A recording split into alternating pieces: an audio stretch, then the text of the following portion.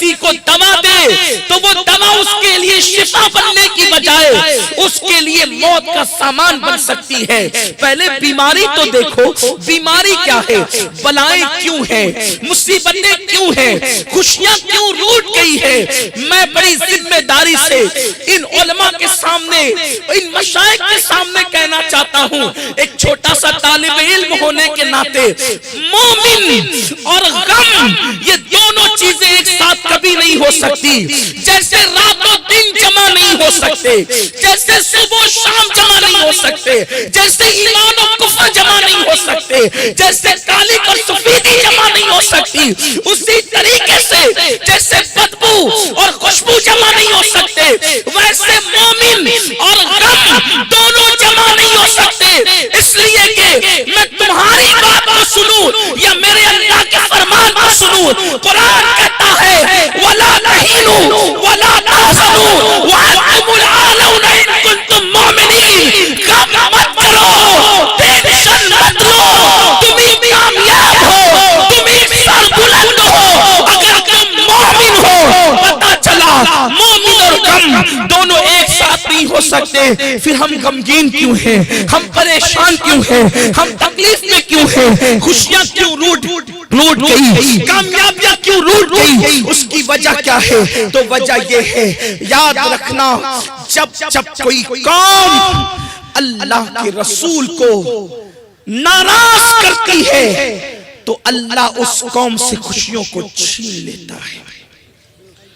خوشیاں مدینہ منورہ کی چوکھٹ سے ملتی ہے، جب تک کہ مدینے سے اشارے نہیں ہوتے، روشن کبھی قسمت کے ستارے نہیں ہوتے، ملتی نہ اگر بھی حضور آپ کے در سے اس ٹھاٹ سے منتوں کے گزارے نہیں ہوتے۔ کیا بات ہے کہ فاروق اعظم کو ہاتھ کا تکیہ بنا کر ریت پر بھی نیند آ رہی تھی اور ہمیں نرم گدوں پہ نیند نہیں آتی۔ غریب نواز کو پیون والے کپڑوں میں بھی سکون تھا، ہم ہزاروں روپے کے کپڑے پہن کر بھی پرسکون نہیں ہیں۔ اللہ کے رسول علیہ السلام کے حوالے سے ام المومنین عائشہ صدیقہ رضی اللہ تعالیٰ عنہ نے کہا، میرے نبی کے دسترخوان پر کبھی دو قسم کے سالن ایک ساتھ جمع نہیں ہوئے۔ ام المومنین کو کسی نے دعوت میں بلایا، ام المومنین اللہ کے رسول کے وصال کے بعد جب دعوت میں پہنچی تو دیکھا کہ دسترخوان پر بہت ساری ڈش لگی ہوئی ہے، تو میں ام المومنین نے دسترخوان دیکھ کر رو پڑی۔ کسی نے پوچھا امی جان رونے کی وجہ کیا ہے؟ تو فرماتی ہے رسول اللہ کی بھوک یاد آ گئی، جب اللہ کے رسول کو بھوک کی وجہ سے پیٹ اندر ہوتا تو میں اللہ کے رسول کے پیٹ کو اپنے ہاتھ سے سہلاتی تھی، اور حضور علیہ السلام کے گھر کا حال یہ تھا کہ ایک مہینے تک رسول اللہ کے گھر میں چولہا نہیں جلتا تھا، بلکہ کبھی ایک مہینے شروع ہوتا ختم ہو جاتا چولہا نہیں جلتا، پھر دوسرے مہینے کا چاند شروع ہوتا اور ختم ہو جاتا چولہا نہیں جلتا، تیسرے مہینے کا چاند شروع ہوتا اور ختم ہو جاتا اور چولہا نہیں جلتا۔ اور جب کھاتے تھے تو بھی کیا کھاتے تھے؟ سوکھی روٹی پانی میں ڈبو کر کھاتے تھے، کبھی روٹی کو نمک کے ساتھ کھاتے تھے، کبھی سرکہ ہوتا تھا تو سالن نہیں ہوتا تھا، اور کبھی سالن ہوتا تھا تو سالن کے ساتھ کوئی دوسری چیز نہیں ہوتی تھی۔ یہ کہہ کے ام المومنین رونے لگی۔ ایک دن میں تین مرتبہ پیٹ بھر کر کھانے والوں کیا چیز تھی کہ سوکھی روٹی چباتے تھے حضور کی اتباع میں لوگ، اور پرسکون نیند سوتے تھے۔ ایک دن میں 3 بار پیٹ بھر کے کھانے والوں کیوں سکون نہیں ہے؟ اس لیے کہ تم نے اپنے نبی کو غمگین کیا اپنے گناہوں کے سبب، اللہ نے تم سے خوشیاں چھین لی۔ اب اگر خوشی چاہتے ہو ایک ہی کام کرو، وہ ساری چیزیں ترک کر دو جس سے حضور ناراض ہوتے ناخوش ہوتے۔ دیکھو ایک پورے دن کا تجزیہ کریں، ہم نے حضور کو راضی کب کیا، خوش کب کیا؟ صبح کی تو اس حالت میں کی کہ فجر کی نماز بستر میں ختم کر کر ضائع کر کر ہماری صبح مسلمانوں کی صبح فجر کی نماز بستر میں ترک کر کے ہوتی ہے، اور مسلمانوں کی راتیں کسی کی رات پارکوں میں، کسی کی رات زنا کے اڈے پر، کسی کی رات شراب کے اڈے پر۔ یہ تمہیں کس نے سبق پڑھایا کہ امت محمدیہ میں ہو تو تم پر عذاب نہیں آئے گا؟ یہ سبق تمہیں کس نے پڑھایا؟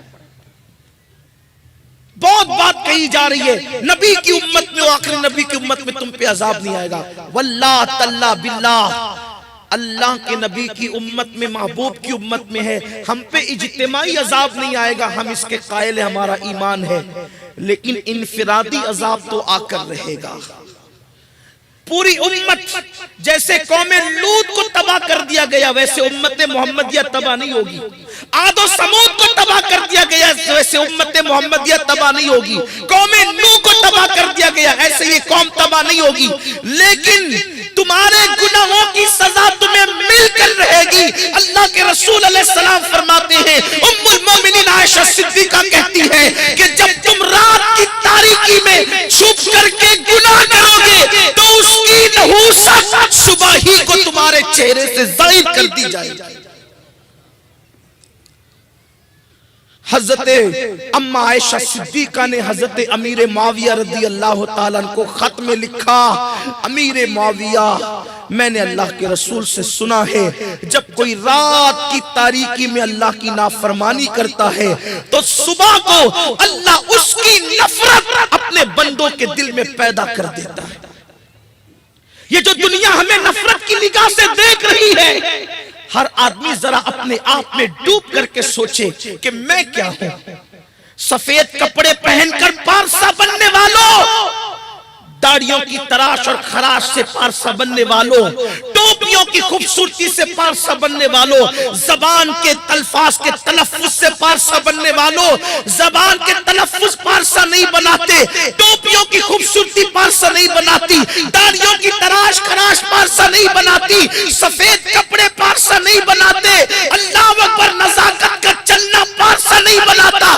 جب تک کہ دل اور نگاہ پارسا نہ ہو جائے کوئی پارسا ہو نہیں سکتا، کیونکہ رسول اللہ نے فرمایا التقوی ہاں ہونا، تقوی تو یہاں ہے۔ دلوں میں خدا نہ بسے اور زبان پر خدا کا ذکر ہو تو ایسے ذاکروں پر تو خدا بھی لعنت کرتا ہے۔ میرے اللہ کا فرمان ہے اِنَّ بَطْشَ رَبِّكَ لَشَدِيدٌ، تیرے رب کی پکڑ بڑی سخت ہے۔ اللہ جب کسی قوم پر پکڑ کرتا ہے تو پھر اس قوم کو صفحہ ہستی سے مٹا دیا جاتا ہے۔ اپنی زندگی کے اندر گناہ کے سوا اور ہے کیا؟ غمگین نہ ہوتے۔ جس قوم کا رسول آمنہ کا لال ہو اور جس قوم کا خدا رب العالمین ہو، وہ قوم مسائل میں گھری ہوئی ہے۔ اپنے مسائل کا حل سیاسی لیڈروں کی دہلیز پر نہیں ہے، اپنے مسائل کا حل کھنکھناتے ہوئے سکوں میں نہیں ہے، ہمارے مسائل کا حل مصطفیٰ جان رحمت کے قدموں میں ہے اور اللہ کے دربار میں ہے۔